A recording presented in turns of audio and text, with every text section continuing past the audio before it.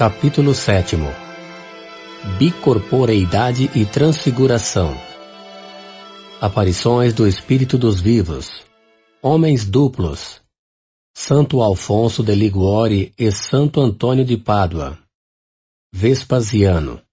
Transfiguração. Invisibilidade. 114. Estes dois fenômenos são variedades das manifestações visuais e, por maravilhosos que possam parecer à primeira vista, se reconhecerá facilmente pelas explicações que deles se podem dar, que não saem da ordem dos fenômenos naturais.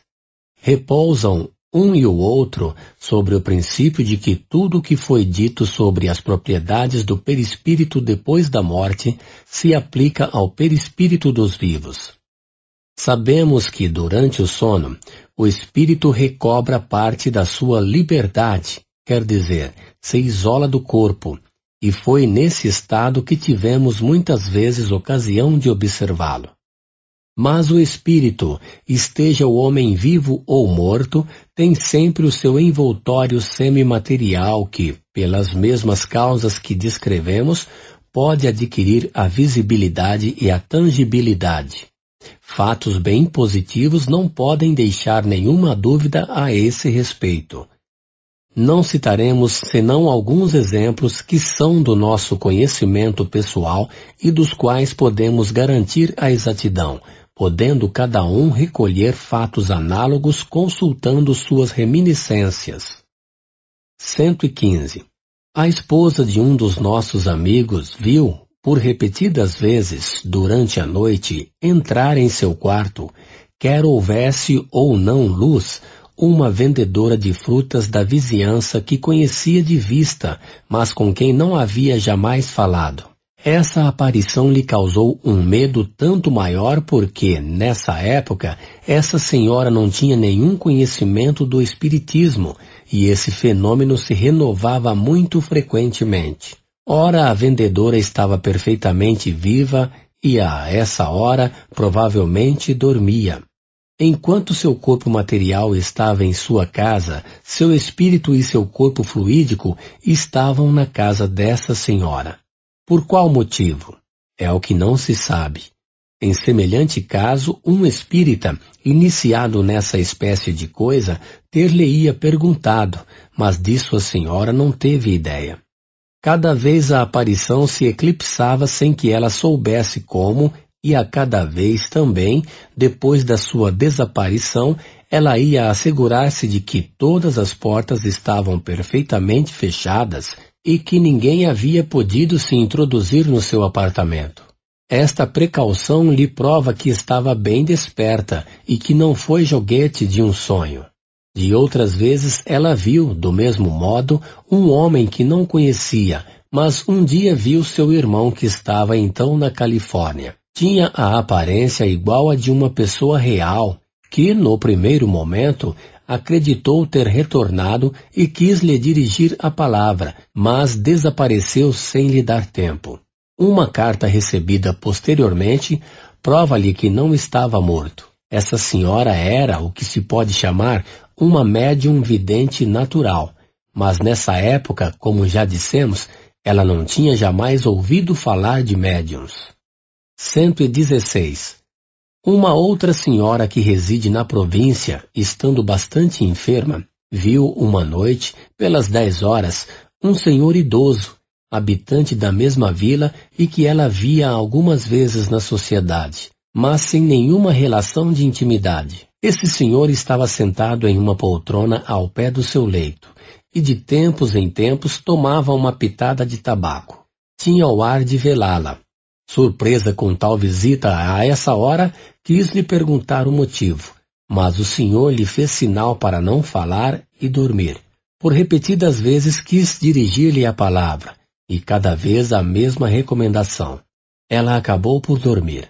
Alguns dias depois, estando restabelecida, recebeu a visita do mesmo senhor, mas em hora mais conveniente, e dessa vez era ele mesmo. Tinha a mesma roupa, a mesma tabaqueira e exatamente as mesmas maneiras. Persuadida de que ele veio durante a enfermidade, agradecia-lhe um incômodo que tivera. O senhor, fortemente surpreso, disse-lhe que não tinha o prazer de vê-la já há bastante tempo. A senhora, que conhecia os fenômenos espíritas, compreendeu o que se passara, mas, não querendo se explicar mais com ele a respeito, contentou-se em dizer-lhe que provavelmente teve um sonho. Isso é o provável, dirão os incrédulos, os espíritos fortes, o que para eles é sinônimo de gente de espírito. Mas foi constatado que essa senhora não dormia de todo como a precedente. Então ela sonhou bem desperta, ou, dizendo de outra maneira, teve uma alucinação. Eis a grande palavra, a explicação universal de tudo o que não se compreende. Como já refutamos suficientemente essa objeção, prosseguiremos nos dirigindo àqueles que possam nos compreender. 117. Eis, entretanto, um fato mais característico e estamos curiosos de ver como se poderia explicá-lo só pelo jogo da imaginação. Um senhor, habitante da província, nunca quis casar-se, malgrado as insistências de sua família. Notadamente havia-se insistido em favor de uma pessoa que residia numa vila vizinha e que jamais vira. Um dia, estando em seu quarto, ficou admiradíssimo de se ver em presença de uma jovem, vestida de branco e a cabeça ornada com uma coroa de flores. Ela lhe disse que era sua noiva. Estendeu-lhe a mão, que tomou na sua, e nela viu um anel. Depois de alguns instantes, tudo desapareceu. Surpreso com essa aparição, e estando seguro de que estava bem acordado, informou-se se alguém tinha vindo nesse dia. Mas lhe disseram que pessoa alguma fora vista. Um ano depois, cedendo às novas solicitações de uma parenta, decidiu ir ver a jovem que lhe propunham. Chegou no dia de Corpus Christi e, quando voltava da procissão, uma das primeiras pessoas que vê entrando na casa é uma jovem que reconhece como sendo a que lhe tinha aparecido. Estava vestida do mesmo modo, porque o dia da aparição era também o dia de Corpus Christi.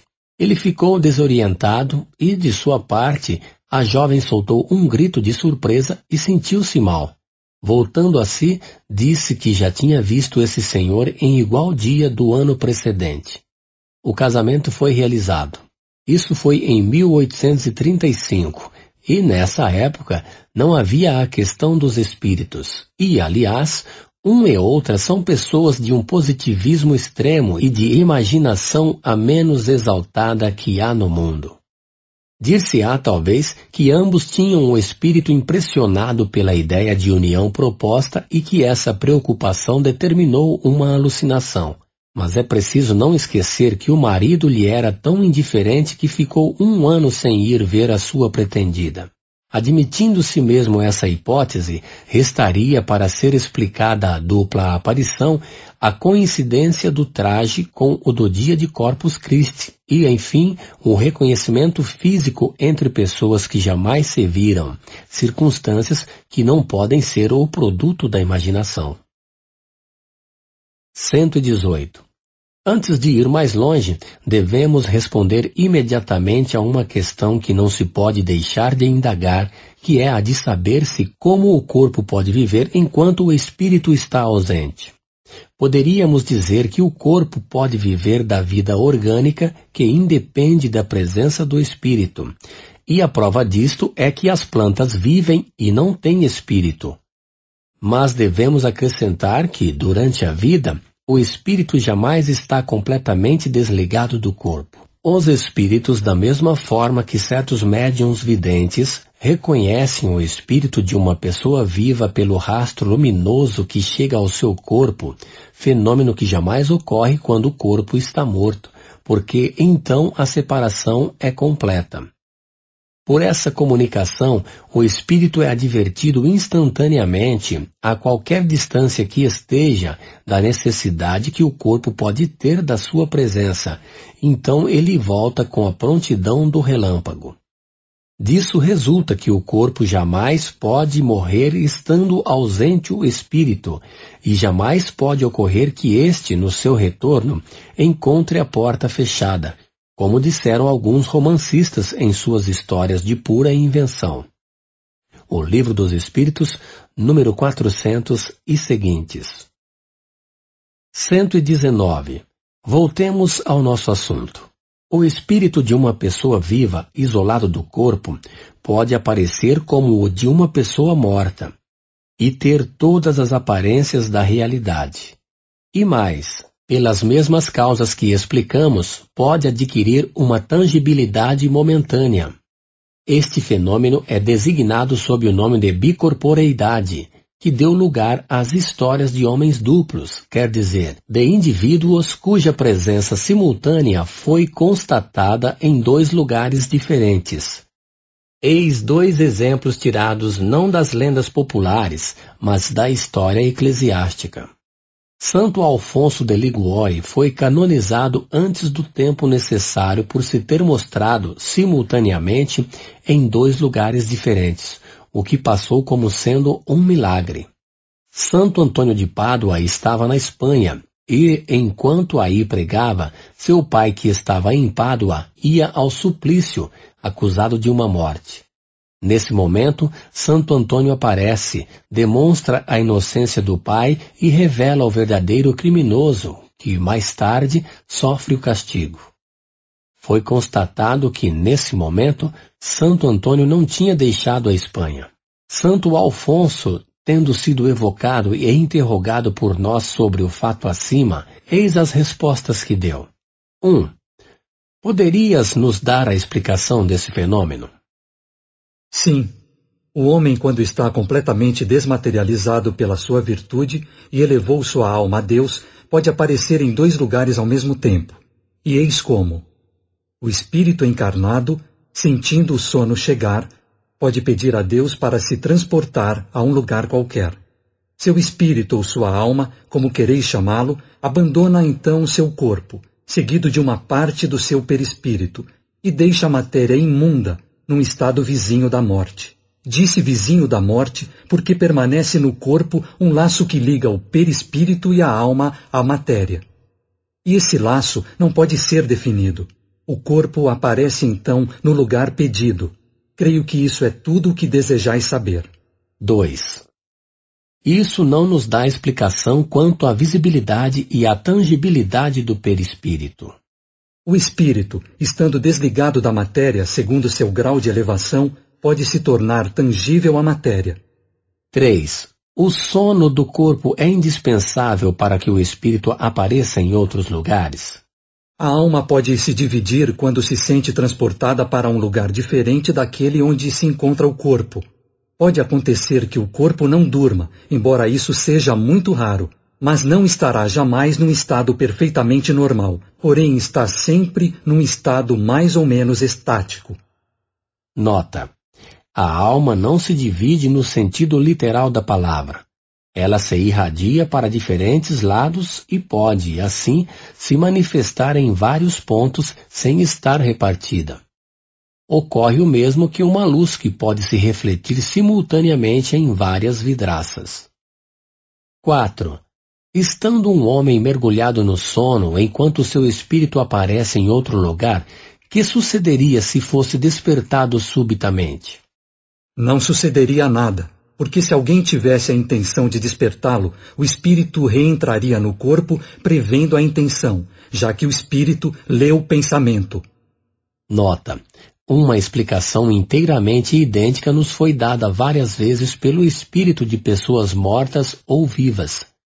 Santo Alfonso explica o fato da dupla presença, mas não dá a teoria da visibilidade e da tangibilidade. 120. Tácito reporta um fato análogo. Durante os meses que Vespasiano passou em Alexandria para esperar o retorno periódico dos ventos de verão e a estação na qual o mar se torna seguro, vários prodígios ocorreram, pelos quais se manifestaram o favor do céu e o interesse que os deuses pareciam tomar por esse príncipe. Esses prodígios redobraram em Vespasiano o desejo de visitar a morada sagrada do Deus, para consultá-lo a respeito do império. ordenou que o templo fosse fechado a todo mundo. Entrou ele mesmo todo atento ao que iria dizer o oráculo e percebeu atrás de si um dos principais egípcios, de nome Basilide, que sabia estar retido doente há vários dias de Alexandria. Informou-se com os sacerdotes se Basilides esteve nesse dia no templo, se informou com os transeuntes se o viram na cidade. Enfim, enviou homens a cavalo e se assegurou de que, nesse mesmo momento, estava a 80 milhas de distância. Então não duvidou mais que a visão não foi sobrenatural, e o nome de Basilide tomou-lhe o lugar de um oráculo. Tácito, Histórias, livro 4, capítulos 81 e 82. Tradução de Bourneau. 121. O indivíduo que se mostra simultaneamente em dois lugares diferentes tem, pois, dois corpos. Mas desses dois corpos, só um é real, o outro não é senão uma aparência. Pode-se dizer que o primeiro tem a vida orgânica e que o segundo tem a vida da alma. Ao despertar, os dois corpos se reúnem e a vida da alma entra no corpo material. Não parece possível, pelo menos disso não temos exemplo, e a razão parece demonstrá-lo, que no estado de separação, os dois corpos possam desfrutar simultaneamente e no mesmo grau da vida ativa e inteligente. Resulta de outra parte do que acabamos de dizer, que o corpo real não poderia morrer enquanto o corpo aparente estivesse visível. A aproximação da morte chama sempre o espírito para o corpo, ainda que por um instante. Resulta igualmente que o corpo aparente não poderia ser morto, porque não tem organismo, e não é formado de carne e osso. Desapareceria no momento que se quisesse infligir-lhe a morte. Ver a Revista Espírita, janeiro de 1859. O Duende de Bayonne, fevereiro de 1859. Os Agêneres, meu amigo Hermann, maio de 1859. O Laço entre o Espírito e o Corpo, novembro de 1859. A Alma Errante, janeiro de 1860. O Espírito de um lado e o Corpo de outro, março de 1860. Estudos sobre o espírito de pessoas vivas, o Dr. V. e a Senhorita L. Abril de 1860, o Fabricante de São Petersburgo. Aparições tangíveis, novembro de 1860. História de Marie da Greda, julho de 1861.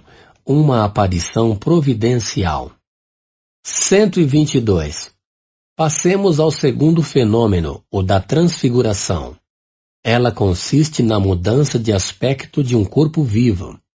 Eis um fato do qual podemos garantir a perfeita autenticidade e que se passou nos anos de 1858 e 1859 nos arredores de Saint-Étienne. Uma jovem de uns 15 anos desfrutava da singular faculdade de se transfigurar, quer dizer, a de tomar, em certos momentos dados, todas as aparências de certas pessoas mortas. A ilusão era tão completa que se acreditava ter a pessoa diante de si. Tanto eram semelhantes a fisionomia, o olhar, o som da voz e a linguagem.